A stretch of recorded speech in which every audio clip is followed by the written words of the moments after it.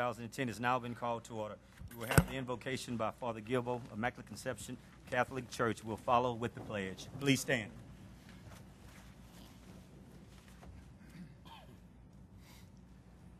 And let us pray. Almighty and eternal God, we acknowledge that all authority comes from you. Grant to the members of this police juror your divine wisdom in their deliberations, so that everything they do may begin with your inspiration and continue with your help. Guide this body and fill each member with courage, so all decisions may be made with the courage to stand for truth, justice, and the good of all whom they serve. We pray this in thy holy name, one God, forever and ever. Amen. Amen. Face the flag. I pledge allegiance to the flag of the United States of America and to the republic for which it stands, one nation under God, indivisible, with liberty and justice for all. Thank you, Father. Roll call, Madam Secretary. Mr. Angelpont? Here. Mr. Brame? Here. Mr. Collins? Here. Mr. Farnham? Here. Mrs. Griffin? Mr. Hassan? Here. Mr. Landry? Here. Dr. Mackey? Present. Mr. McMillan? Here. Mr. Scott? Here. Mr. Spell? Here. Mr. Stelly? Mr. Sias? Present. Mrs. Trimmie? Here. And President Guidry. Thank you, Madam Secretary. We want to welcome everyone here tonight, and we would ask that if there's anyone here that has a cell phone or a pager, we would ask that you would please put that device to silent so that we can conduct our meeting in an orderly fashion. And if there's anyone that would like to speak on any of the items, we ask that you would fill out one of the blue cards that's to the rear of the room. Please bring that to Ms. Jessica, and we'll make sure that we'll get you on the agenda for that particular item. Again, we want to welcome everyone being here tonight. Item number 5, consideration approval of all Move on payments 5. of all current invoices. I have a motion by Mr. Angelpont and a second by Mr. Collins. Is there any discussion? Any objection? Hearing none. Item number 5 passes. Item number 6, presentation by Mr. Heath Allen, Director of the Lake Charles Regional Airport, with reference to ongoing operations at the airport. Mr. Heath Allen, please state your name and address for the record, please. Sure. Heath Allen, 1457 Josie Blair Lane, Lake Charles, Louisiana. Right. Thank you, President Guidry, and thank you, jurors, for having me here tonight. I think I do this every so often, come give you an update of what's going on your airport. And it pleases me to give this little quick update. Not going to take a whole lot of your time. I've got a few bullet points here. I want to cover 3 main topics: commercial air service, some of our ongoing projects, and then finish up with a couple other little small highlights going on. We just finished up a very good summer, a very positive summer, reached a couple of milestones over the summer. The first, of course, happened just last week. August 23rd marked the 1-year anniversary that we've been operating in our new $28 million passenger terminal. The building's been functioning very great. The comments have been outstanding on the building. People are thoroughly impressed when they come into the structure. And as I mentioned, the main thing is it functions well. We're very proud of that building. Other recent developments with commercial air service. As of 2 days ago, we were able to get one of the jets back with Continental Airlines. As you know, or may not know, we had turboprops through the summer with Continental, but we were successful in getting one of the jets back, at least for an arrival and a departure, which started 2 days ago, and it'll continue through the winter. So we're still working with them to try and to get those jet numbers back up. Something else along the same lines as Continental happened this week as well. We now have a train in Houston Intercontinental that connects Terminal A, where you fly into the turboprops. You no longer have to get on a bus in Terminal A, which kind of a mess. It could add 15, 20 minutes at least to your connection time in Houston. So while it happened over in Houston, it certainly benefits us here in Lake Charles. American Airlines, that's our second big milestone this summer. We marked a year back in June that American Airlines has been operating in the market. After a rough winter, they came back very strong in the spring. In June, they were actually Lake Charles was actually the 18th most profitable market for American Airlines in their American Eagle system, which is about 190 markets. So very proud of that fact. We don't have the numbers in for July, but July was also a very strong month with American. One of their announcements they just made also, they just became the official airline of McNeese State University, in which they're going to provide a package for their athletic teams to fly on American Eagle. So we're very happy with that. They're going to have advertising at all the football games, and all the sporting teams for that matter. They'll have a lot of visibility at McNeese. Hopefully, you'll see that this Saturday night. So we're very happy about that as well, and that kind of marks a departure from what you've seen in a lot of the major airlines in smaller markets like Lake Charles. Typically, like Continental, for example, they fly into the market, serve it very well, but they tend to spend all their marketing dollars in the larger cities. But American has really made an effort to be a good participant in our community, and that shows with this recent McNeese State sponsorship. So we're very happy with that. Departing passengers for the year 2009 so far, we're up over 30% over last year, which is excellent. Arriving passengers also over 30% over 2009.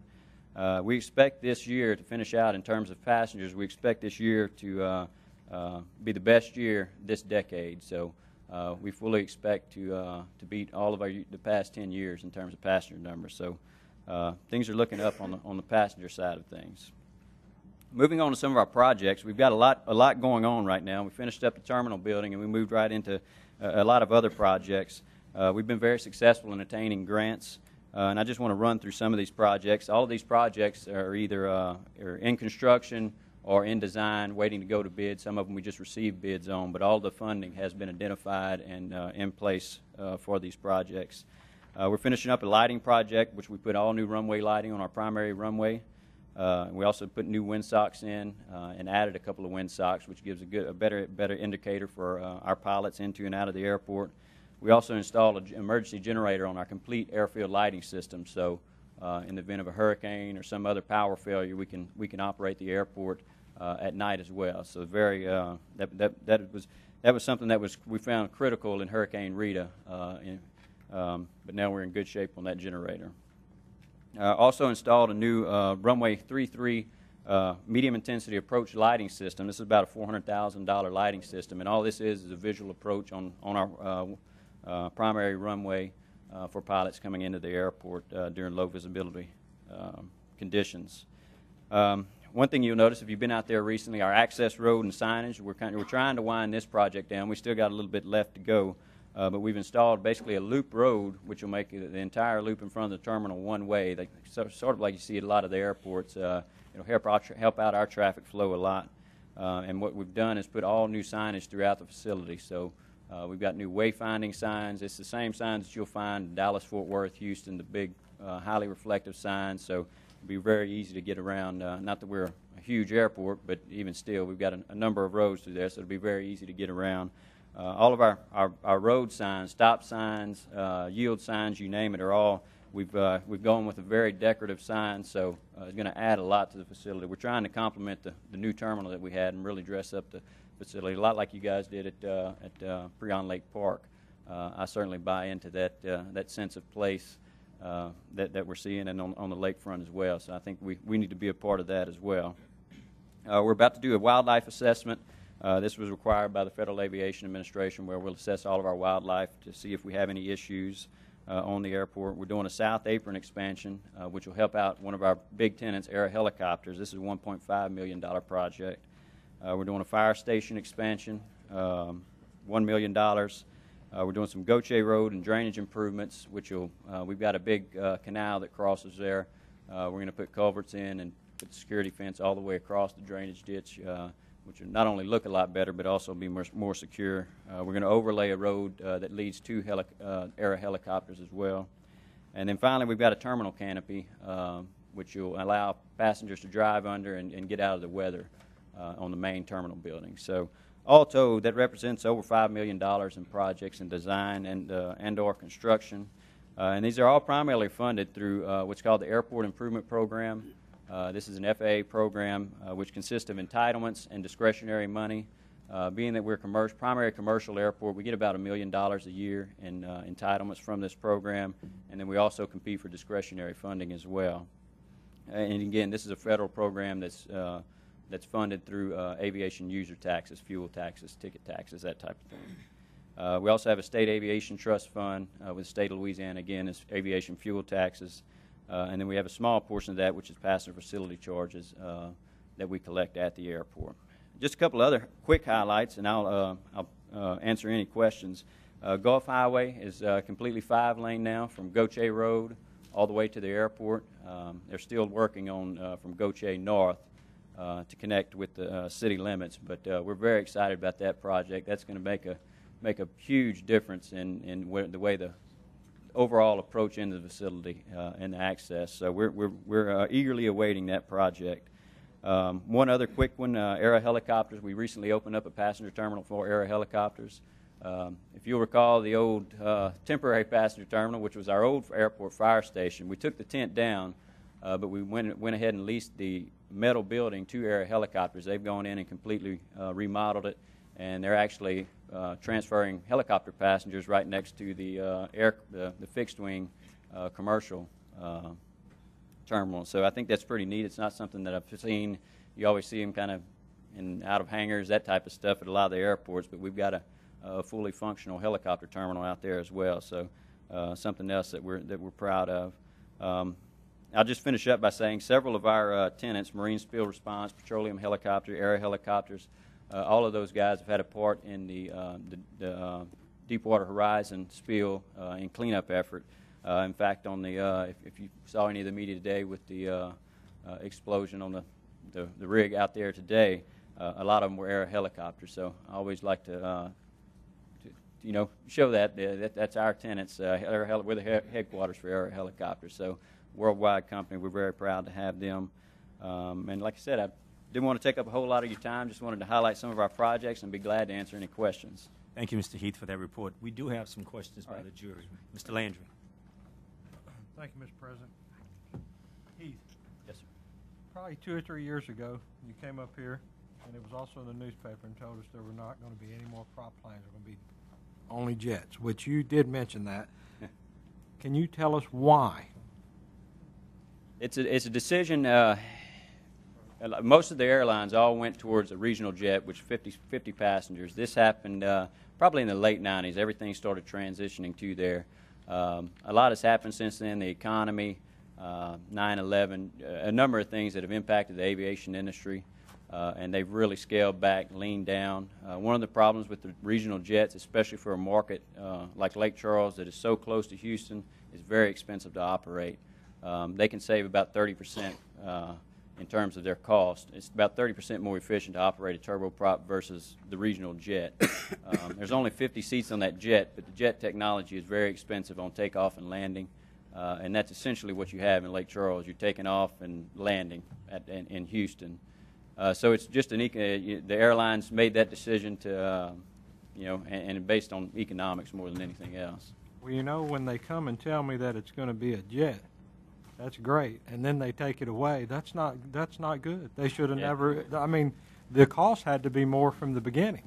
Yeah, that's the nature of the aviation industry. It changes. Right now, we're going through a merger with United Airlines and Continental, so we're watching that very closely. It may change again by the time that's all said and done. I mean, the technology changes so quick, and everything was jet. Continental was 100% jet. They backed out of that and went back to turboprop. So if someone was to book on American, will that be a jet? yes, American is 100% jet in Lake Charles. Okay. Yes, sir. So if they want to make sure they get on a jet, they need to book American. Yes, sir. Book American, or we've got the morning jet back as of this week. If you book, you just have to look when you go online. I think it's like a 7:10 departure out of Lake Charles as a jet as well. You have that beautiful facility there, and then you have to go outside to get on the plane. Yeah, it's kind of frustrating. We put Yeah. loading bridges in, and really when we opened up the terminal, we were still all jet with Continental, and it's kind of frustrating. You spend all that money for loading bridges, and you have to walk down steps walk up steps. So it's frustrating, but again, it's the airline's decision to do that. We certainly do all we can in talking to them and try to incentivize them to bring the jets, but ultimately it's their So what you're decision. saying is we can't blame you. Well, Or we could, but it won't do any good. yeah, you certainly can, but you're right. It won't do any good. We talk to Continental all of the time, but a lot of times it's frustrating dealing with them. They're huge companies and not always the easiest to deal with. They don't always do what you want them to. I would imagine. Thank you. Thank you, Mr. Landry. Mr. Scott. Yeah, Heath, great job out at the airport. You know, it is a great asset for the parish.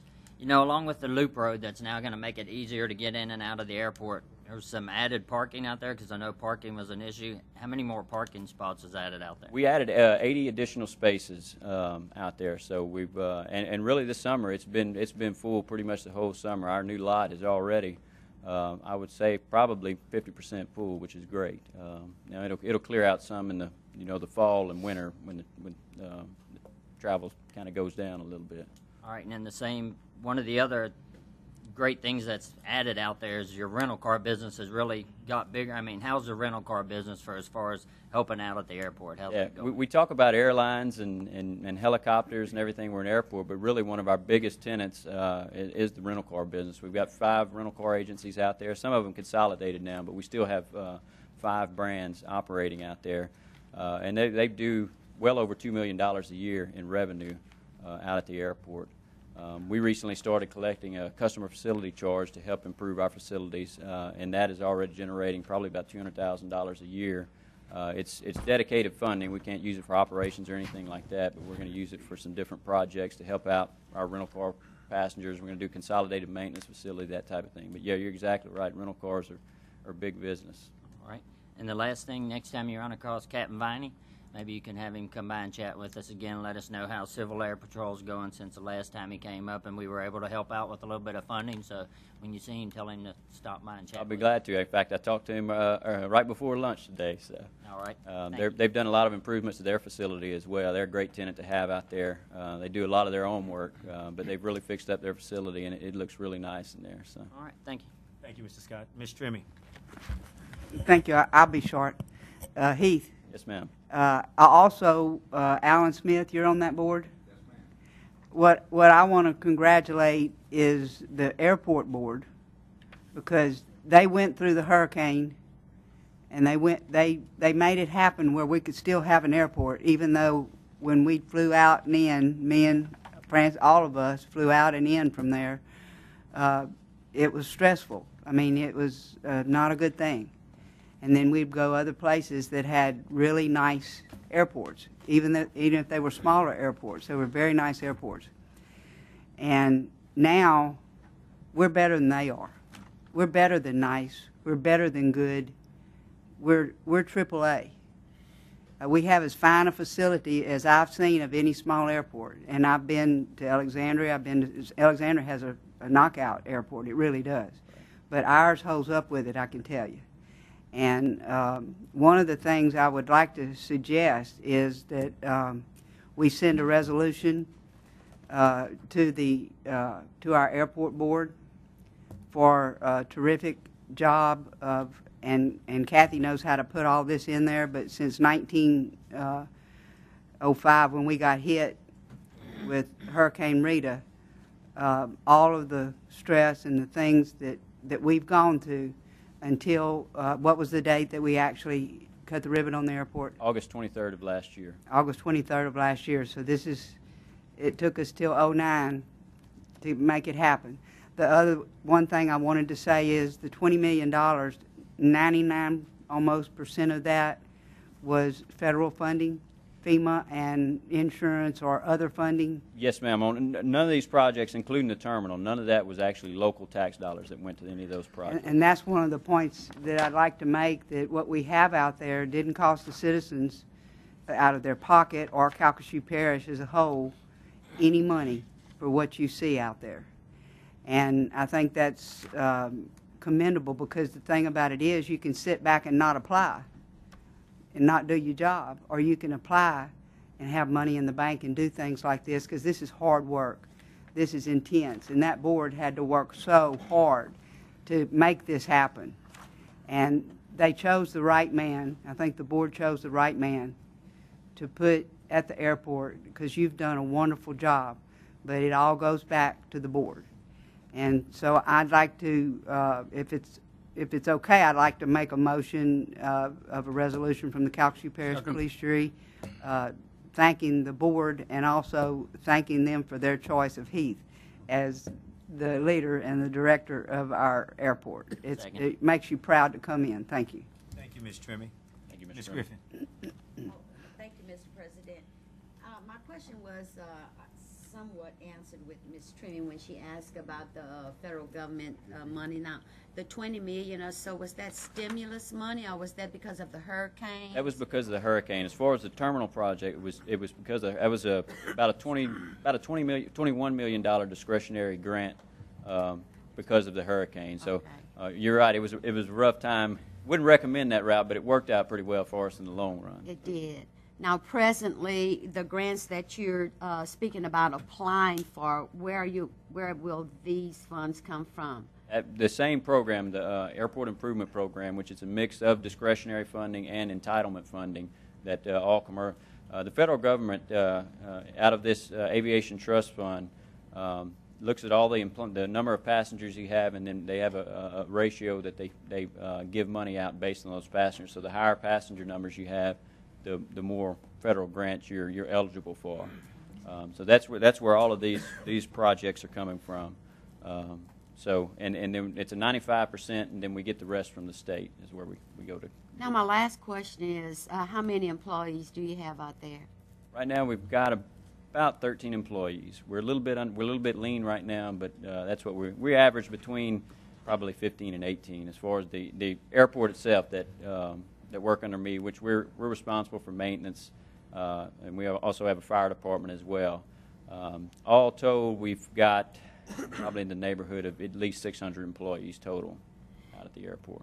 Now, this is the second part of that question. Now, your employees are trained to do the screening for all the safety and security that we are pushing so much? It's actually federal employees from the Transportation Security Administration that do the actual screening itself, and then we contract our security, our physical security, with the Calcasieu Parish Sheriff's Department. Okay. Thank you so much, and thanks for the report. Thank you, you. sir. Appreciate it. Ms. Griffin. Mr. Sires.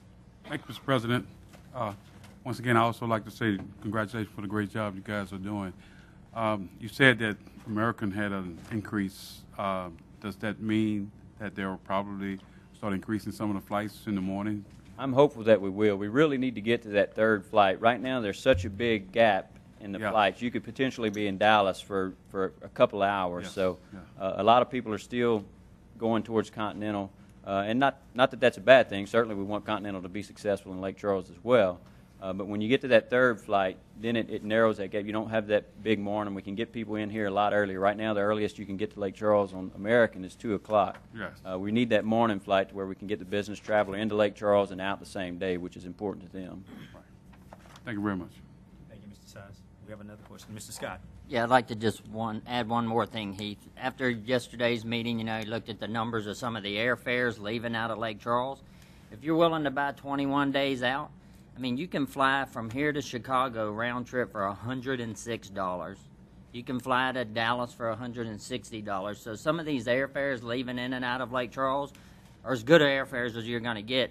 You just got to shop a little and, check your fares a little ahead of time. But the fares are more than reasonable. Thank you. Thank you, Mr. Scott. Is there any other discussion by the jury? We have a motion by Ms. Trimmy and a second by Mr. Sires. Is there any discussion? Any objection? Motion passed.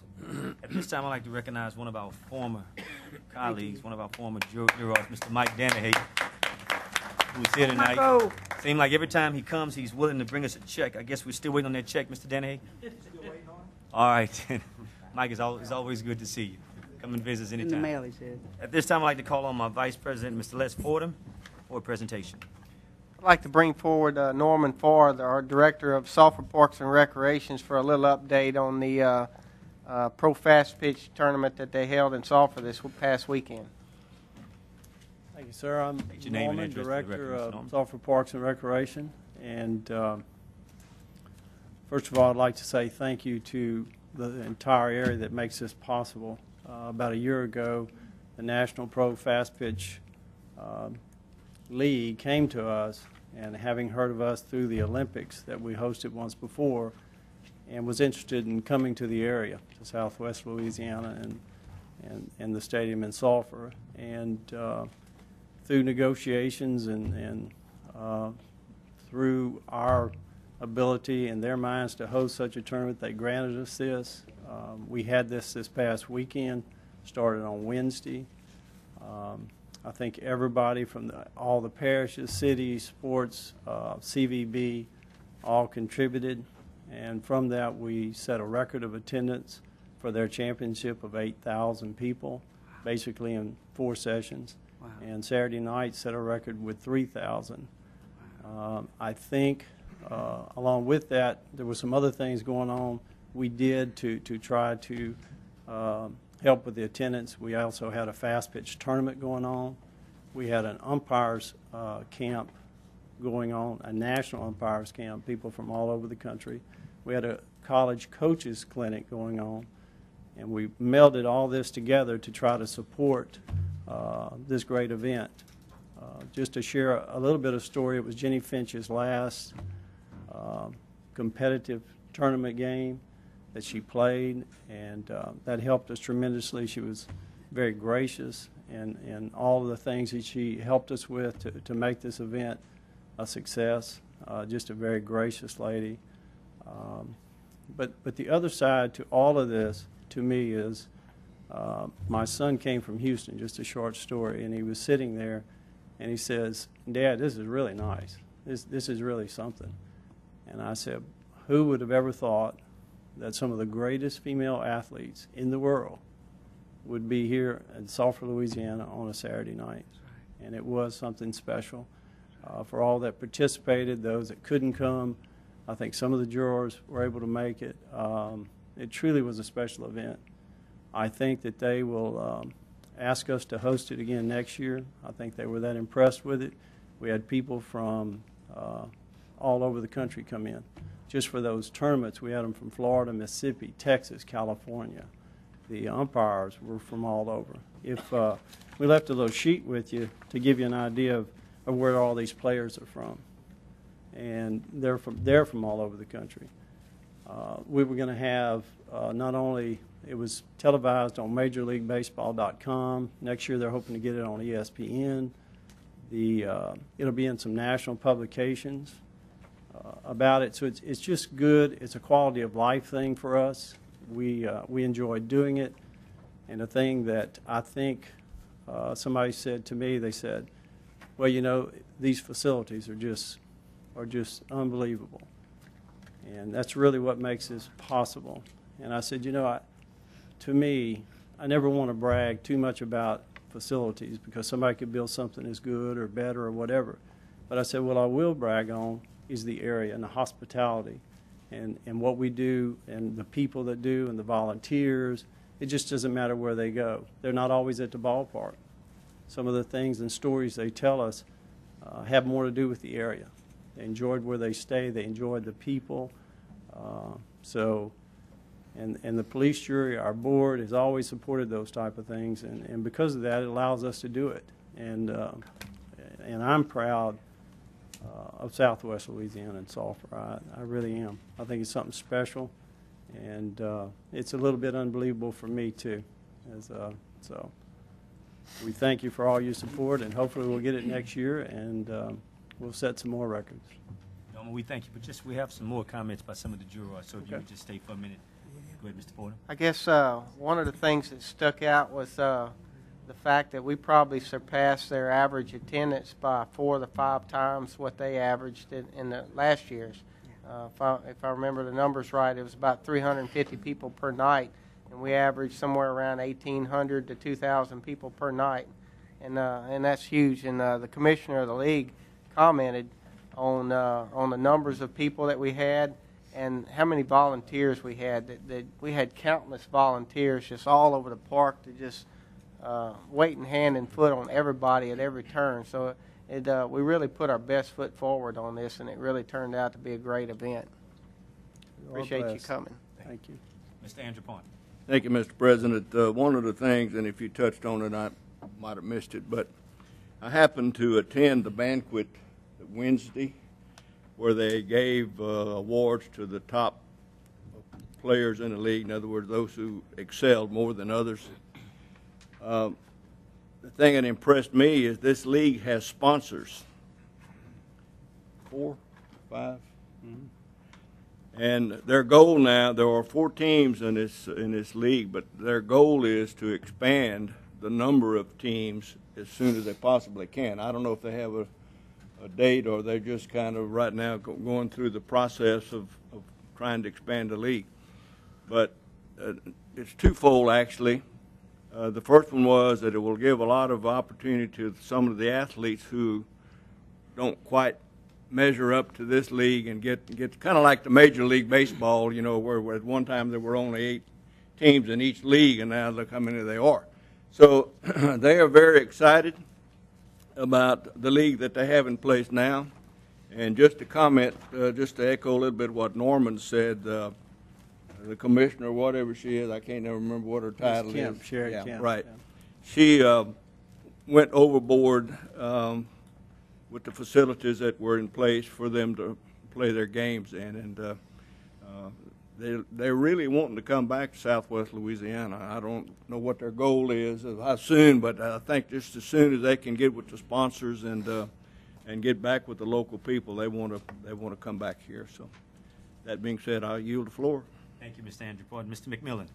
Norman, I'd like to say great job. The facilities were tremendous, and I can tell you that one of the events that they had on Wednesday night was the buddy ball, and the girls were out there with those players, the buddy ball players, and just a really heartfelt, enlightening opportunity for them to get to have those buddy ball players out there.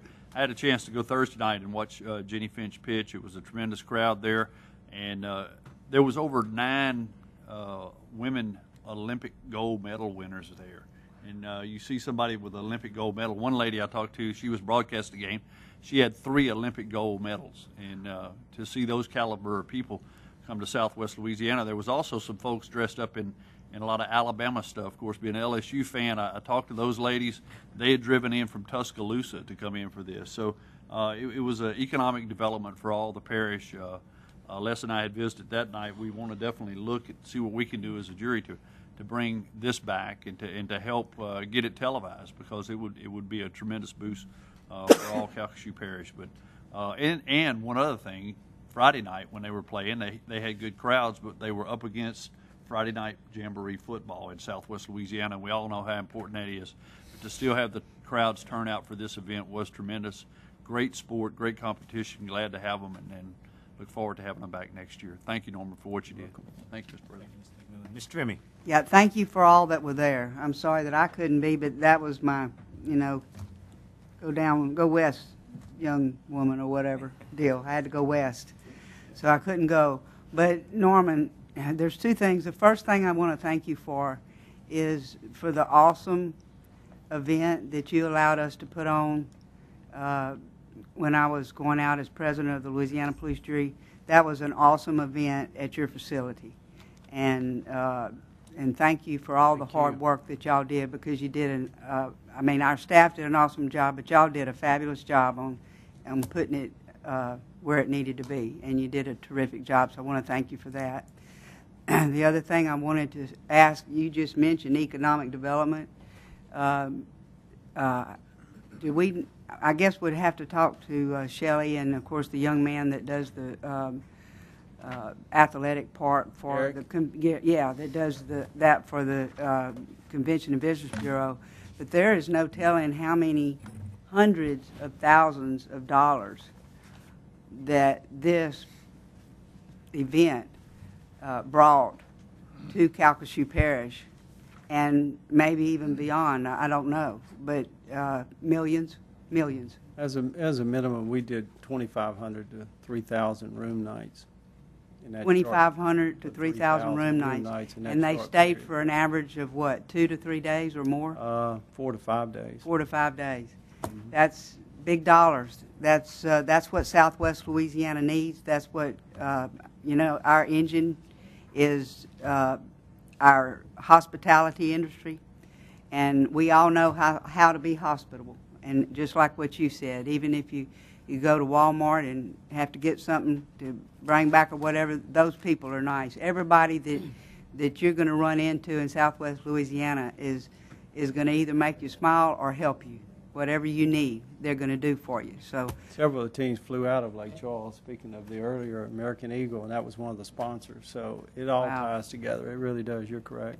well, you rock. You rock as a leader there, and of course the board there that does a wonderful job in Ward 4. And y'all have a fabulous facility. I'd put it up against any in the United States. I mean, you know, I'm not saying the new Yankee Stadium or the New York Giant Stadium can hold with us, but the bottom line is, if we have to, we will.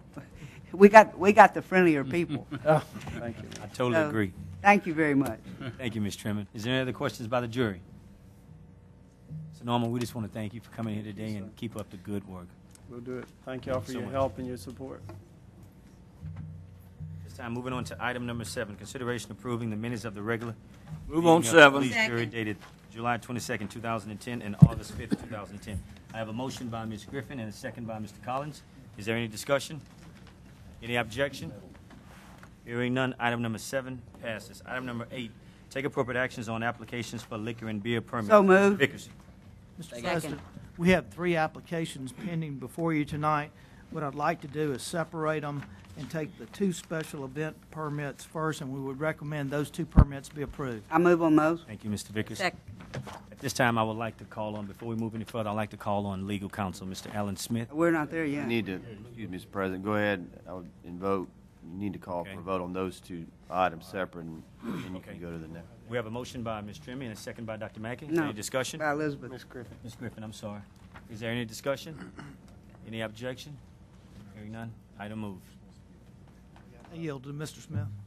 At this time, we will hear legal counsel, Mr. Alan Smith. Thank you, Mr. President. For the jury and for people who watch this program and people in the audience, I'm just going to recite a little small history of about what has happened on this application for a liquor license over to Toomey Exit. The matter was came before you all, and this body voted to not grant a permit.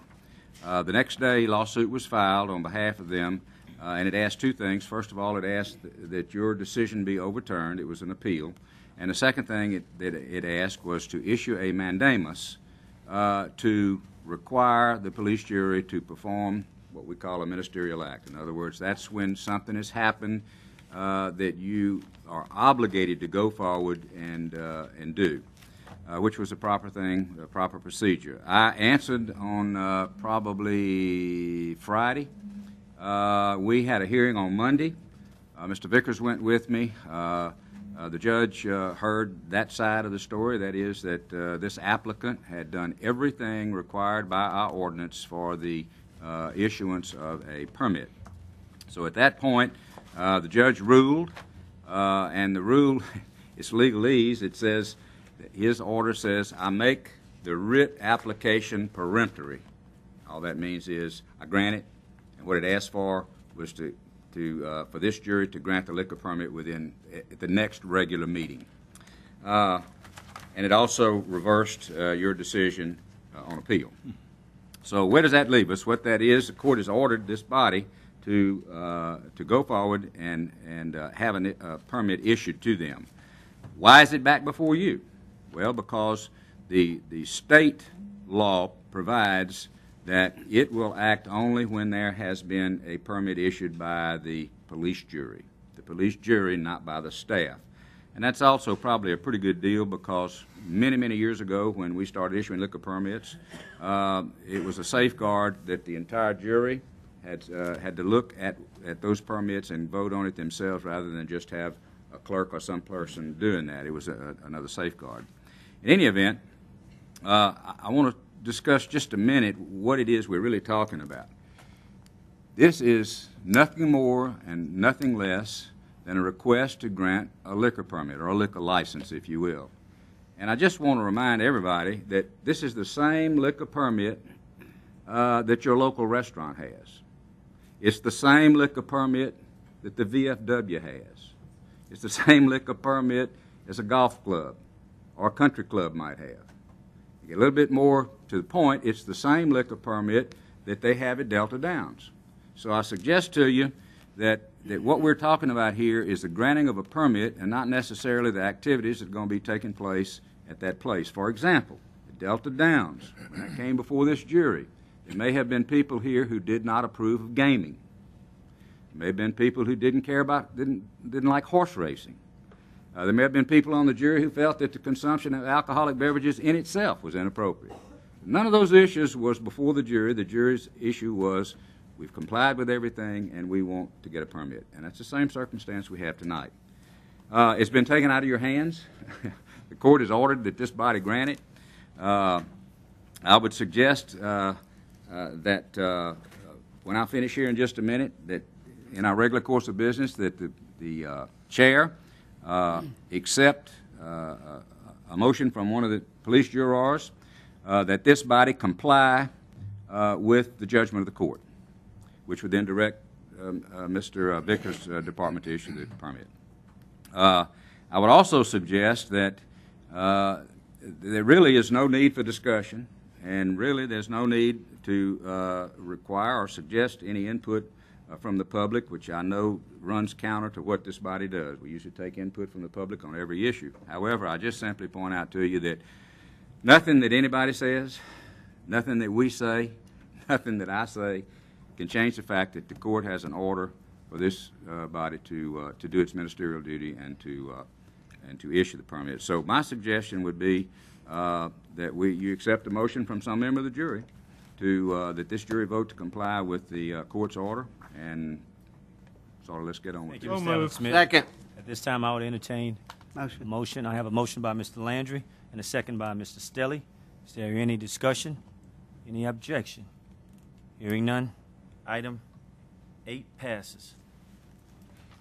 Item number 9. Consideration approving the Move on Public Works 9. Committee report dated All August bullets. 26, 2010.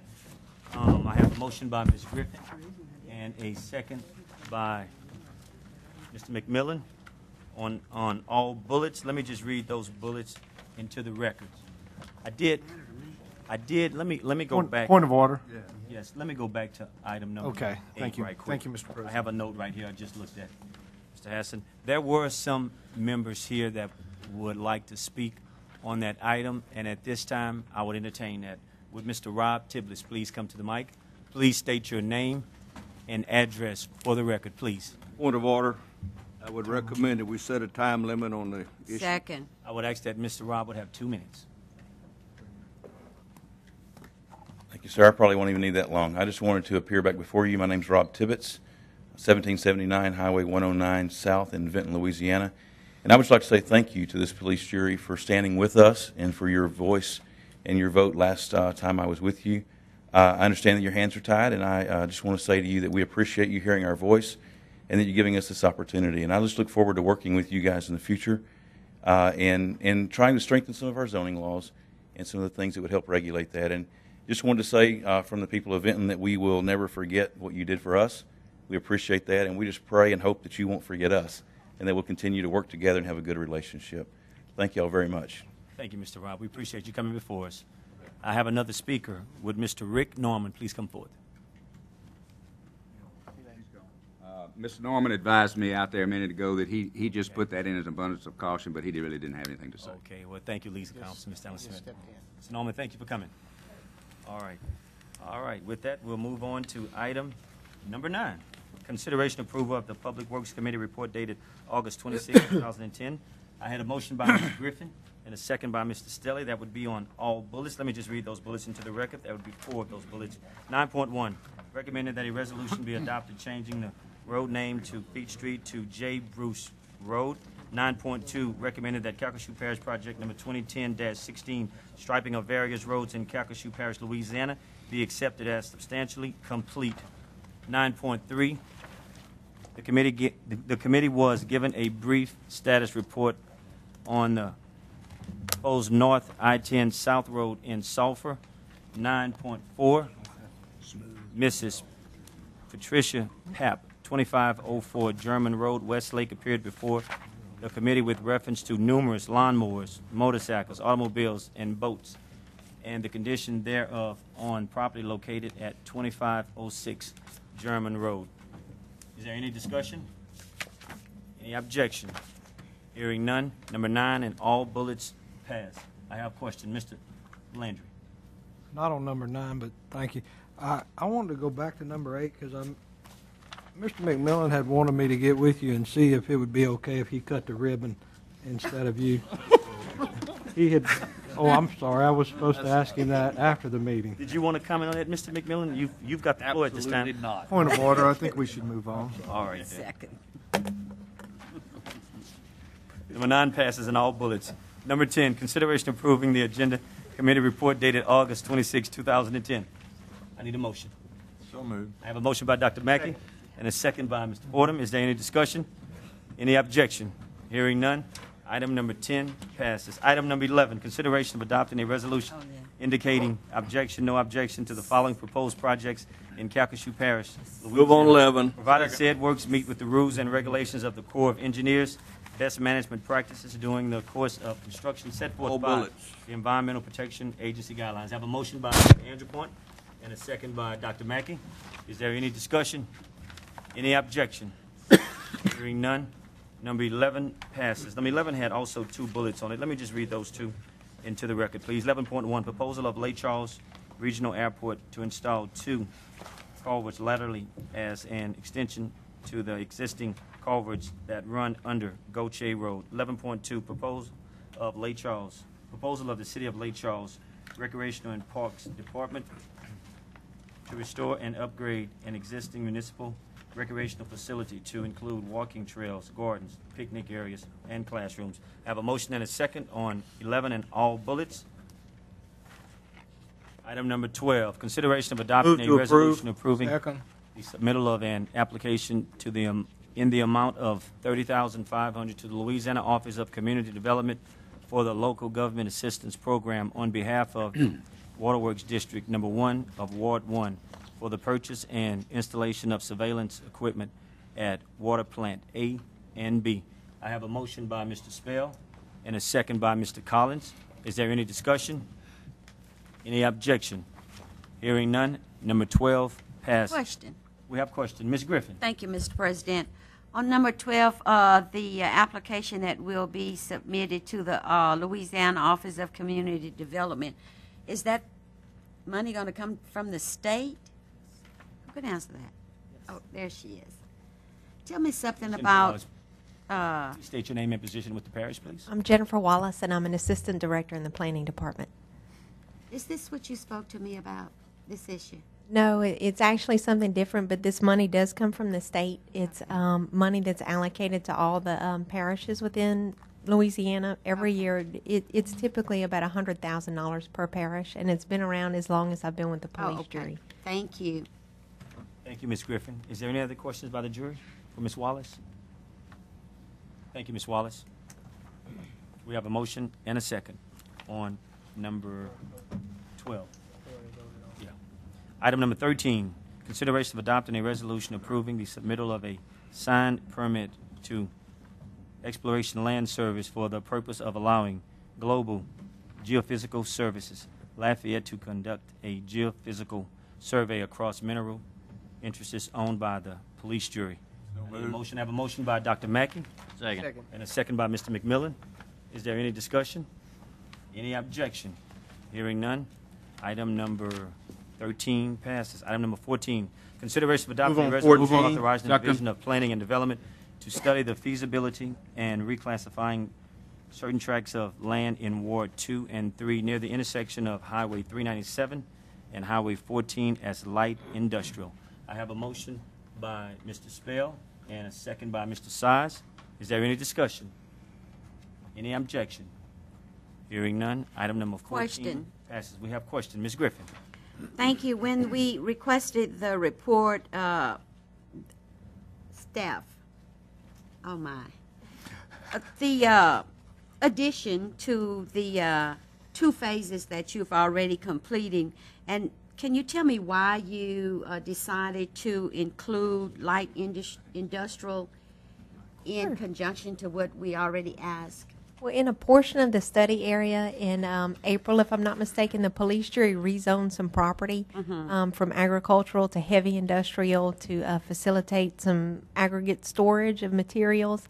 And the property that we're interested in having you all reclassify to light industrial is adjacent to that. Okay. We just feel like it would be a good transitional use. It would be, and that's why I'm asking. That's good. Thank you. Thank you, sir. Ms. Griffin. Any other questions by the jury? Hearing none. Item number 14 passes. Item number 15. Move to consideration of extend. adopting a ordinance Second. amending Chapter 23 subdivisions of the Code of Ordinance of Calcasieu Parish, Louisiana, to extend the provisions of the interim development ordinance until December 31st, 2010. I have a motion by Mr. Stelly and a second by Mr. Landry. Is there any discussion? Any objection? I object. We have objection. Me.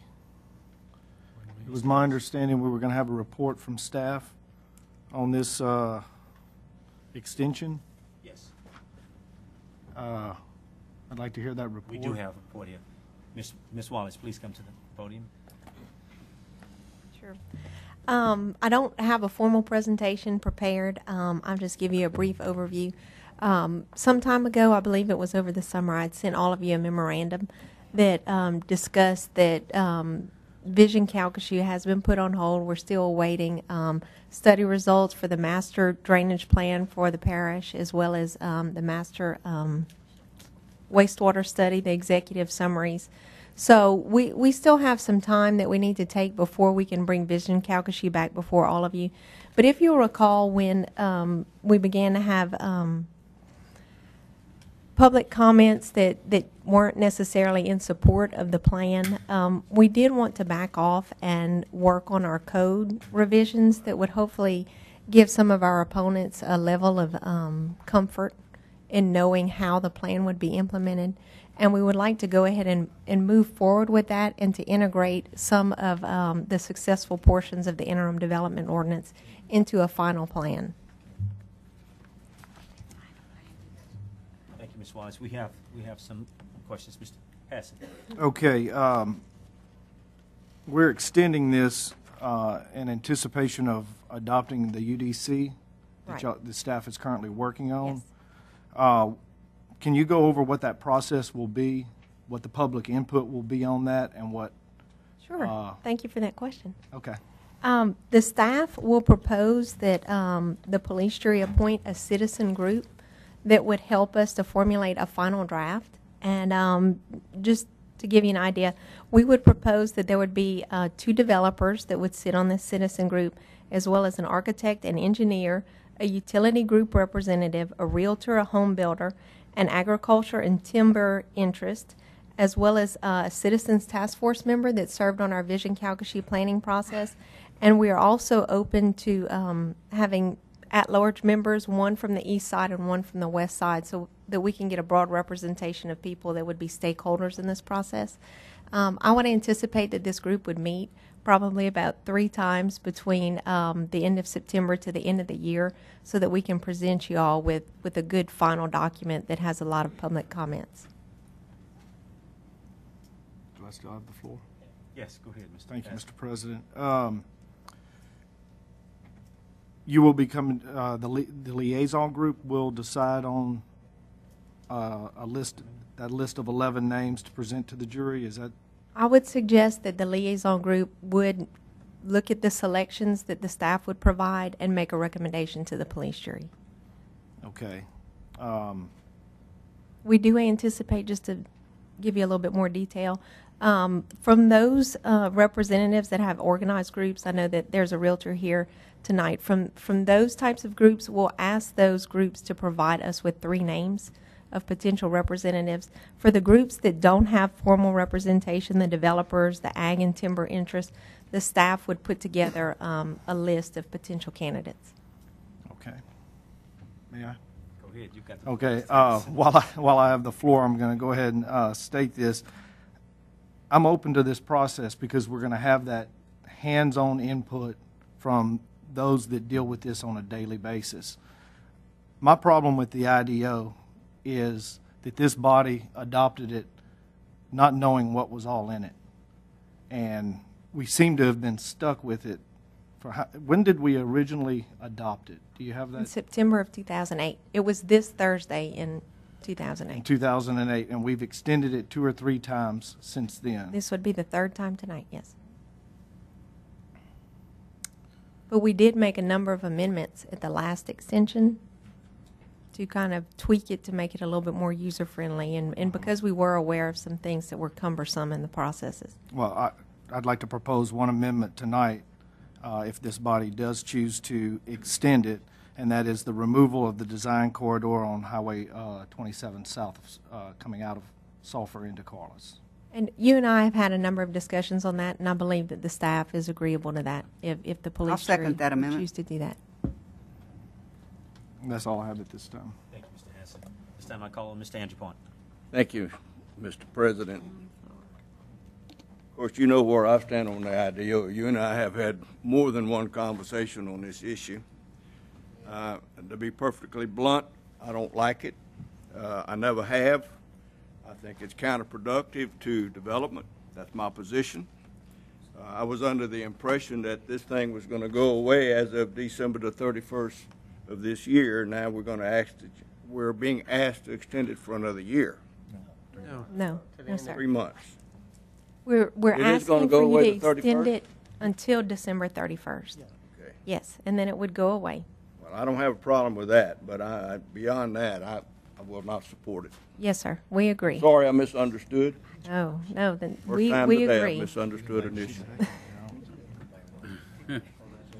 I'm not going to blame anything on you. Thank you. Thank you, Mr. Andrew Point. Mr. Landry. Thank you, Mr. President. Ms. Wallace, how much longer on the master drainage plan? I would need to turn to our Public Works Operations Manager. I mean, we're past the deadline, aren't we? Actually, Mr. Landry, no? we're not necessarily past our deadline. We received one of the final reports this week. I think it was Monday. This week there was a big part of the High Hope area, that one of those basins. We have one last remaining basin to be finished. That project is on schedule. We still anticipate, our goal was to have you enough information to develop a plan that would be built into your budget process this year some sort of way. There's a lot of details to do with that, but the studies are coming in. That part is being completed this month, and into October we should have them all. Okay, that's good. And there was one other study that you mentioned. The wastewater study? The wastewater Executive study. summaries, yes. Okay, where are we on that one? I can answer that one, Mr. President. Go ahead, Mr. Bean. Alan and I mainly, and Tim Connor, have been working a lot on that to try to come back to you pretty soon with a plan that would be more of an implementation plan proposal, not a study.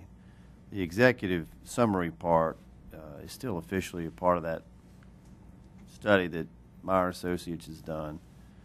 And it actually, Alan may have more detail on if that's been completed or not, but it's a summary of what you had already received in, 23 volumes, I think? But the follow-up to that is more of a detailed implementation plan that will allow y'all to sort of have decisions mapped out. And I suspect probably in the month of October, I don't know exactly what date, but we will get with Mr. Andrew Pont and that committee and have something to propose on that. But as far as that particular study and so forth, there would be enough within a reasonable time that should not hold up any efforts regarding this UDC development. I mean, we want to make sure we dovetail those, so we'll make sure that isn't delayed. Well, that's good. So before the end of the year, for sure, we're going to have both of those back to where we can move forward and decide what we're going to do. Yes. Thank you. Thank you, Mr. Landry. Mr. Spell. Thank you, Mr. President. I just, and I'm speaking for Shannon Spell, but I don't know if I agree with the statement that we didn't know what was in it. I mean, there were several jurors very involved in that process. I knew what was in it, but I also understood that it was going to be an evolving process. And we did receive input. As a result of that input, the process was drastically slowed down so we could take that input into consideration. But to say that we didn't know what was in it, I'm just not certain I agree with that statement. I mean, I was very familiar with the process, and had many conversations with people outside of the police jury, received a lot of input on what we were doing, and I thought it was a healthy process. It might have been a little bumpy, but I thought it was a healthy process, and it was a good process, and we received criticism, and rightfully so, and I think we are on a path to try to take that criticism and that input and come up with a healthy document that will be a win-win for everyone involved or everyone that's affected. So I just want to state for the record that to say that we didn't know what was in it, I think is inaccurate. And I wanted to clear the air on that. Thank you, Mr. President. Thank you, Mr. Spell. Mr. Hassan. Thank you, Mr. President. Mr. Spell, I didn't mean to direct that in any other way than just to use the example of the UDC that's being written right now. I haven't seen anything on that. It's going to be presented in another, we're extending this 3 months. I don't know what's in it, and that's one of the questions I have. Do we have long-range planning in it, such as land use maps? No. I know that was a big No. issue with Vision Calcasieu for a lot of people. Right. Do we have things in it like tree preservation? There may be a tree preservation light for a large-scale development like a Shaw or a Walmart, a big box that would come in. We would Okay. want to ask them to preserve some of the healthier trees. Those are some of the things I think this body needs to be Sure. involved in that discussion, as well as many other things as far as community sewer systems and so on. I'll yield the floor. Thank you, Mr. Hassan. Mr. Scott. Yeah, Ms. Wallace. According to the IDO right now, can you give me something where development has been hindered that you know of that has just totally stopped it because of the IDO or stymied it or ran somebody out that you know of? I can definitely say that we didn't stop any development. I don't think the activity as far as new subdivisions is as brisk as it normally would be, but it's hard to say if that's actually the IDO or if that's the economy. We have had a number of subdivisions in the past 2 years. As a matter of fact, I have a list right here. There have been 10 minor subdivisions that have been approved through the IDO process, which is expedited, and it's done on an administrative level, and it's small subdivisions that don't have new roads and new services and things like that. So we have expedited some of those smaller developments, but large-scale developments, I think we've only had one major subdivision that's been proposed since we adopted the IDO. Anything commercial-wise that you could? I don't know of anything, unless you all know of something. I don't know of anything that has been stopped because of the IDO. No. All right. Thank you, Mr. President. Thank you, Mr. Scott. Mr. Andrew Point. Thank you. I didn't say stop, I said impede, and there is a difference between the two. Thank you. Thank you, Mr. Andrew Point. Madam Secretary, could you read back the motion that Mr. Hassan had made Yes, sir. on that item? That the extension of the IDO be amended to remove the design corridor along Highway 27 from Sulphur to Carlos. We had a motion by Mr. Just to clarify, is it 1246? Who would? Combination of those two. Yeah, it's a combination of. I don't remember the road number. We've called it 27 for so many years. I do have the map with me. I don't know if it would assist in 1256, passing that around. 1246 to 108 from Mr. Ruth Wayne. Street to 108. I want to make it accurate for the record. But I don't know. I can't remember. It's part of both. Mr. President, may I? Of course, Mr. Hassan, I have a map here. Go ahead, Mr. Smith.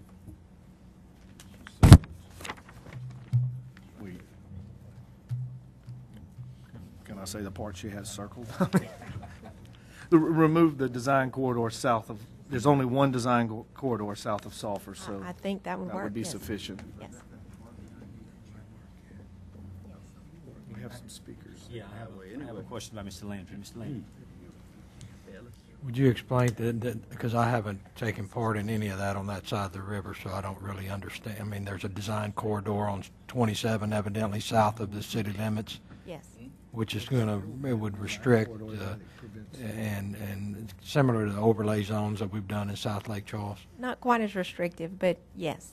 So it's not even as restricted as that. As the Nelson and Lake Street, no. Okay. No. But it's the same as Common Street, where we have the new gas station going up. Right. So once we remove it, and that as that moves forward, they'll just be able to throw up anything out there. I mean, you won't have any guidelines. I don't want to put words in anyone's mouth. I believe that Mr. Farnham can probably. Well, I mean, without those requirements. I believe that the gentlemen that represent that area, they feel that the area is built out at this point, and that design restrictions there might be a little bit overkill. But the restrictions wouldn't be retroactive. I mean, it wouldn't apply to a building that's already built, would it? No. I didn't think so. We also have discussions. Yeah, I mean, if they could respond to that, I don't really understand. Yeah, I can answer that. Ellis and I both talked about this, and the way the lay of the land goes there, it's really hodgepodge with one building, vacant lot, two buildings, another vacant lot. So it brings some undue expense to people that already have built on their property value, and then the guy right next to them that comes in that wanted that same opportunity to build is going to be held to a much higher standard than the guy right next door to him. So you may have this, undesirable building, and then this guy right next to him is going to have to build this a whole lot better. So we felt like it wasn't fair to the property owners that hadn't built yet to have to be held to a higher standard. And also, when, say, a building burns down or whatever, before they can rebuild, they would have to be held to these same higher standards, which they're probably not properly insured, for one thing, to be able to bring it up to that higher standard. So it's a little, it's not a good area for a design corridor, in our opinion, in the area that we represent out there. Thank you. Ms. Wallace. One other point on that from the staff perspective, when we design these corridors, we really tried to pick areas that are gateways into our community. So when you really look at the southern portion of that highway, you don't really have much traffic coming into the community there. So that's another consideration also. Mr. Scott. When you say, so you're saying they don't have enough traffic to worry about it, so now you're saying is that what you're saying by not enough traffic? Because I was about to say something else, but I want you to clarify that first. I'm saying that the traffic counts there would probably justify removal at the request of the gentlemen that represent that area. If it was up to me, we'd have design corridors all over. Well, I think the intent of the design corridors, and they are going down to Hackberry and Holly Beach, and all these tourists, they don't know anything different about driving through Carlos. And I just think a lot of this is over vision for the future and not for right now, let me make you happy. I mean, because a lot of these decisions are going to be tough, and I know a lot of those people, I know most of them that are on 27, but somewhere along the way, if we're trying to have vision for the parish, then we've got to look at, I understand the hardships, and I'm on a design corridor. My wife don't like it. I understand it. But it's just my opinion, so I thought we were looking 20 years down the road for this, and that means we have to implement something now to see something happen in the future. Thank you, Mr. President. Thank you, Mr. Scott. Is there any other questions? We do I have one question. Thank you, Mr. President. Knowing this, just out of curiosity, what would happen if we did not extend the IDO? What would would we go back to what was in place in September of 2000, prior to September of 2008? Is that zero regulations, zero? No, it's not zero regulations, but if you recall, when we implemented the IDO, it was to address some urgent needs. Such as? The sewer issue and lots being built all over that didn't have any services, and the fact that we were allowing development in all these areas that quite possibly could never be served with services. And that was one of the things, was the design corridor, was just to kind of step up our standards in those gateway corridors. But yes, if you didn't extend the IDO tonight, we would go back to the old regulations that were passed in 1980 and done piecemeal since then with amendments here and there. There are a number of conflicts in the ordinance.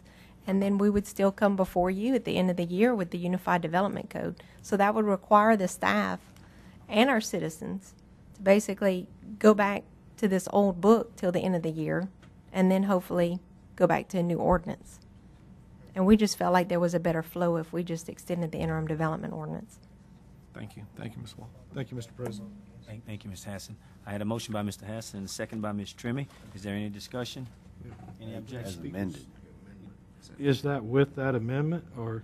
That's what we were voting The on. motion is for the amendment. Just for the amendment? Yes. Okay. So we was voting on. And I mean, yeah, I don't agree with that. I mean, no disrespect to them, but I mean, I want things to be better than they have been in the past. I want to move forward and have a better community than what we've had.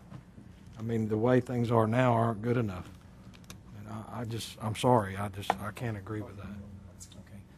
Mr. President, I can just Mr. make Beam. a suggestion. Of course, it's up to Mr. Hassan as he made the motion, but the issue of one design corridor, whether it be 27 or another one, can certainly be taken up in a separate process if you're, at least if most or all of you agree to extend the IDO. There's no reason you can't look at that. If we can come back and have a little more specifics or a comfort level, you can handle it tonight if you want. I'm just saying it doesn't prevent that one thing, because there's a lot of things in there. And I would want to remind the jury that the issue of subdivision codes and getting a unified development code far precedes Vision Calcasieu. The needs are there. It's sort of the nuts and bolts. And frankly, I think it was most of the opposition, if that's the right word, or the concern, let me put it that way, amongst a lot of the stakeholders had to do with what are these subdivision regulations going to be, and that's natural. And I've kept up with comprehensive planning all over the state, which has really become a major issue since the two hurricanes in 2005. I can tell you probably no less than 10 to 12 parishes, cities across the state are going through these same processes. There is an amazing similarity as to what we've experienced, where a lot of things come out. The whole idea of comprehensive planning is fairly new to Louisiana, and it kind of comes out and you get input from the public, and a lot of things are proposed, but it's a little too much, and then they step back and take pieces, and that's really what you've been doing. The Unified Development Code, the IDO extension, Mr. Spell alluded to this. It really was set up with the thought, I think 18 months originally, I can't remember, or a year. But the extension, that was based on the time we anticipated until something more permanent. Obviously, the legislative process has played out, and that's a good thing. It's a lot different. A lot more people got active at the point where it was more known through the media, and that's why this process as proposed tonight is very intentionally to have a lot of people at the table putting their stamp on it and input. It's not going to be rushed through. The jury will have plenty of opportunity to give input, and it's just through the end of the year. But Mr. Allen earlier with the airport, a great example. On the corridor thing, he said it's been great, absolutely wonderful for 5-laning the airport. What is the impression you get when you come to Lake Charles in southwest Louisiana, when you come in the airport and you go up the Gulf Highway in its current condition? And just to kind of address Mr. Farham's issue, the only way you're going to upgrade over time is to set standards that apply, that improve those things you can, and over time, if somebody rebuilds or remodels, that catches up. I don't think there's any way to not impose that. That's probably a discussion for a future meeting, but the UDC it's really the meat and potatoes of the overall effort. And so the involvement is, I didn't want to underestimate or people misunderstand anything about that. That's really a key part of this. Realtors, developers, utility folks at large, And I think that's a healthy process for this to go through, and you certainly will have all the input you need. Thank you, Mr. Beam. Mr. Hassan, would you be willing to? I still want my amendment, and it was seconded by Ms. Trimmy. We can vote on it. Madam Secretary, can we just go through a? Do we hear, excuse me, do we hear, Yes. we have we're some gonna people to speak, We're okay. going to go ahead and vote on this. This will be a vote on the amendment and a reverse roll call. Mrs. Trimmy? Yes. Clarification. I want to Just hear on the the- amendment that we're voting on. Can you go ahead and read the amendment to us, Madam Secretary? That Ellis made for Highway 27. I can repeat it. It's to remove the design corridor on the state highway south of Sulphur going into Corliss. Very good. Mrs. Trimmy was a yes. Mr. Size? Yes. Mr. Stelling? Yes. Mr. Spell? Yes. Mr. Scott? No. Mr. McMillan? Yes. Dr. Mackey? Mr. Landry? No. Mr. Hassan? Yes. Mrs. Griffin? Yes. Mr. Farnham? Yes. Mr. Collins? Yes. Mr. Brame? Yes. Mr. Anderpont? Yes. Motion carried. Thank you, Madam Secretary. Motion carried. At this time, we have a speaker with Mr. Tommy Eastman. Please come forward. Please state your name and address for the record, please. Tommy Eastman, 2330 South Kingswood in Lake Charles. I represent the Southwest Louisiana Association of Realtors as their past president, and we just wanted to go on record saying that we are against the IDO. However, we do look forward to working with the police jury and the committee to tweak this thing out. We agree with Mr. Anderpont. And I think that there are ways that we can do this thing to get to where we all need to be to have more growth happening in the parish. Thank you all for your time. I have a question. Go ahead, Mr. Stelly. What in particular about the IDO do you not like? I mean, is there some really high points that? There are a few. I think one of the things is having a master drainage plan and sewer plan is a big part of it for us. And then obviously subdivision growth has slowed down. We all know that. And I think that there are some things in place in the IDO that are probably slowing that down as well. With when you have to develop a tract of land, it used to be that you can develop in an acre tract or whatever. It's got to be a 2-acre tract. Those kinds of things. And we understand that there needs to be a plan. And I don't believe that, or we don't believe that it is comprehensive enough to take care of the actual problems that we have. Sewer being a major problem. And it's something that the police jury has finally started to pay attention to, and we're proud of that, but it has been something that has not been paid attention to, and we've got a major problem. And having a plan to work this stuff around, I think, is key. So. Thank you. Thank you, Mr. President. Mr. Stelly. Thank you all. At this time, we'll go back to number 15 as amended and vote on it. The chair would entertain a motion at this time. So moved. I have a motion by Mr. Brame and a second. Number 15. It's already got a motion. It's already got a motion and a second. But it wasn't with the amendment. It wasn't with the amendment. Is that The amendment carried. the amendment So carried? it Okay. automatically- All right. Item number 15 passes. Item number 16. No, it didn't. Is there any discussion? Any objection? Yes, I object. We have objection, Mr. Hassan. I've made it. Okay. I too We have to, Mr. Anderpont. object. Madam Secretary, we have 2 objections to item 15 as amended. Can we just go through another roll call vote Not as amended. Not as amended. with the extension? Just extension. Yeah. Yeah, that's the same. So let's just go through a roll call vote again, Madam Secretary, please. Person of privilege, Ms. Mr. Griffin. President, please make known to us what we are voting on, please. Ms. Smith, would you please read back? Yes, sir. The motion on the floor is to extend the IDO until December 31st of this year with the amendment to exclude the design corridor in Corliss. Yes. Which passed earlier. Thank you, Ms. Smith. You're welcome. Mr. Andrepont? No. Mr. Brame? Yes. Mr. Collins? Yes. Mr. Farnham? Yes. Mrs. Griffin? Yes. Mr. Hassan? No. Mr. Landry? Yes. Dr. Mackey? Mr. McMillan? Yes. Mr. Scott? Yes. Mr. Spell? Yes.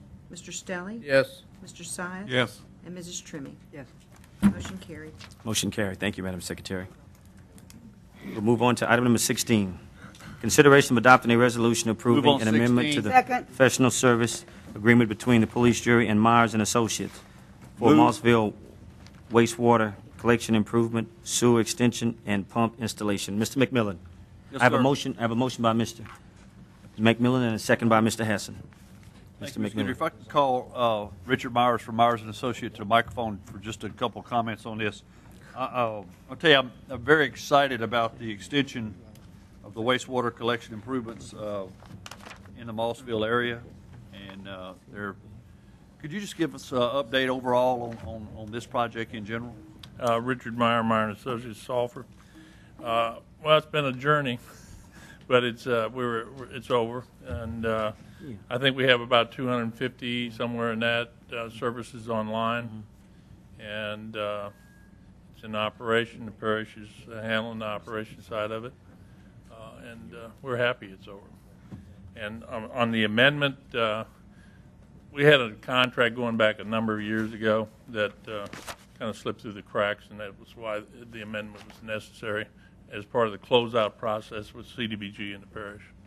And I guess really what I wanted to kind of touch base with you on is we've done a major part of the Mossville area. A lot of the constituents in the Mossville area are asking when we're going to do the rest of Mossville. And could you give us an update on how we're progressing on possibly doing the rest of the sewer collection in the Mossville area? We have, as part of the parish planning effort, there are definitive plans and preliminary designs done on the balance of Mossville that could tie into this and other components of the regional system there, subject to funding. But from standpoint of planning and preliminary design, I think that's in place. Their CDBG funds would probably be available again to the balance of Mossville, and should be pursued. I'd just like to say on behalf of this jury, I'd like to offer our staff in any way that we can on getting these grants for the Mossville area. A lot of times being low to moderate income, they can get these grants pretty readily, and I want to make sure we do everything on behalf of this parish and this jury to work with you as an engineering professional to make sure that this next phase of this project can be completed in a timely manner, and I'll work with you on anything we can do. Hopefully, we did have a few problems with the contractor and another one, and hopefully it works out in a little better light on the next aspect. But with that being said, a great project for Mossville to get sewer collection out there, and we're going to look for the second phase of this project. Thank you, Mr. President. Thank you, Mr. McMillan. We had a motion by Mr. McMillan and a second by Mr. Hassan. Is there any discussion? Any objection? Hearing none, item number 16 passes. Item number 17, take appropriate action to fill the vacancy created by the resignation of Mr. Brandon Jordan as a member of the Board of Commissioners of Waterworks District Number 12 of Ward 3. The Agenda Committee recommended that Mr. Nasilia be appointed. I have a motion by Mr. Brame and a second by Mr. Collins. Is there any discussion? Any objection? Hearing none, item number 17 passes. Item number 18, take appropriate action to fill the vacancy created by the resignation of Mr. Sam Bro as a member of the Calcasieu Parish Planning and Zoning Board. Second. The Agenda Committee recommended that Mr. Ray Taylor be appointed. I have a motion by Mr. Fordham and a second by Mr. Hassan. Is there any discussion? Any objection? Hearing none, item number 18 passes. Item number 19, take appropriate action to fill the vacancy created by the resignation of Mr. Johnny Hollingsworth as a member of the Board of Commissioners of Waterworks District Number 7 of Ward 4 and 6. I had a motion by Mr. McMillan that item would be referred for 30 days. Any discussion?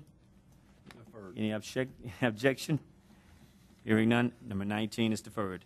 Number 20, take appropriate action on the expiration of the term of Mr. O.C. North as a member of the Board of Commissioners of Waterwork District Number 4 of Ward 4. The Agenda Committee recommend that Mr. Norton be reappointed. I have a motion by Mr. McMillan and a second by Mr. Fordham. Any discussion? Any objection? Hearing none, item number 20 passes. Item number 21, take appropriate action on the expiration of the term of Mr. Earl Carlton O'Quinn III as a member of the Board of Commissioners of Waterwork District Number 1 of Ward 1. The Agenda Committee recommend that Mr. O'Quinn be reappointed. I have a motion by Mr. Spell and a second by Mr. Collins. Is there any discussion? Any objection? Hearing none, item number 21 passes. Item number 22, take appropriate actions on the expiration of the term of Ms. Neva Morton as a member of the Board of Commissioners of Waterwork District Number 11 of Ward 4 and 7. The Agenda Committee recommend that Ms. Morton be reappointed. I have a motion by Mr. McMillan and a second by Ms. Griffin. Is there any discussion? Any objection? Hearing none, item number 22 carries. Item number 23, take appropriate action on the expiration of the term of Mr. Stephen Smith as a member of the Board of Commissioners of Ward 7, Fire Protection District Number 1. The Agenda Committee recommend that Mr. Smith be reappointed. I have a motion by Mr. Hassan and a second by Mr. Fordham. Is there any discussion? Any objection? Hearing none, item number 23 passes. Item number 24, take appropriate action on the expiration of the term of Mr. Randall R. Harmon as a member of the Board of Commissioners of Ward 1, Fire Protection District Number 1. The Agenda Committee recommend that Mr. Harmon be reappointed. I have a motion by Mr. Spell and a second by Mr. Collins. Is there any discussion? Any objection? Hearing none, item number 24 passes. Item number 25, take appropriate action on the expiration of the term of Ms. Michelle McGinnis as a member of the Board of Commissioners of Ward 1, Economic Development Board. The Agenda Committee recommended that Ms. McGinnis be reappointed. I have a motion by Mr. Spell and a second by Mr. Stelly. Is there any discussion? Any objection? Hearing none, item number 25 passes. Item number 26, take appropriate actions on bids received by the parish purchasing agent on August 24th, 2010 for Calcasieu Correctional Center and CPSO Administration Building Boiler and Chiller Replacement. There were 5 bids that were turned in. Those bids were Industrial Refrigeration, Bernard Mechanical, Vitello, Calcasieu Mechanical, and Air Conduit. The staff recommend that the low bid and both alternates in the amount of $1,064,111 of Air Conduit be accepted. I have a motion by Ms. Griffin and a second by Mr. Collins. Is there any discussion? Any objection? Number again, you might want to go over that number one more time. Let me go over that figure again. The figure was, the amount, it's been a long night, believe me, Mr. Standard Point. The amount was $164,111. I apologize for that, Mr. McMillan, of Air Conduit be accepted. Item number 27, take appropriate actions on bids received by the parish purchasing agent on August 25th, 2010 for payment markings and unit prices effective from September 3rd, 2010 until February 28th, 2011. I have a motion by Ms. Griffin and a second by Mr. Collins. Is there any discussion? Any objection? Hearing none, item number 27 passes. Item number 28, take appropriate actions on bids received by the parish purchasing agent on August 25th, 2010 for lightweight aggregate concrete revetment mats with unit price effective from October 1st, 2010 until September 30th, 2011, and ready-mix concrete crushed stone hot mix sewer pump and related parts, collection sewer pipe and fittings with distribution pipe fittings. I have a motion by Mr. Scott and a second by Mr. Size. Is there any discussion? Any objection? Hearing none, item number 28 passes. Item number 29, consideration of authorizing the parish purchasing agent to advertise for bids for bulk all propane fuel with unit price effective from November 1st, 2010 until April 30th, 2011. I have a motion by Mr. Collins and a second by Ms. Griffin. We have discussion. Okay, I have a point of personal privilege by Dr. Mackey.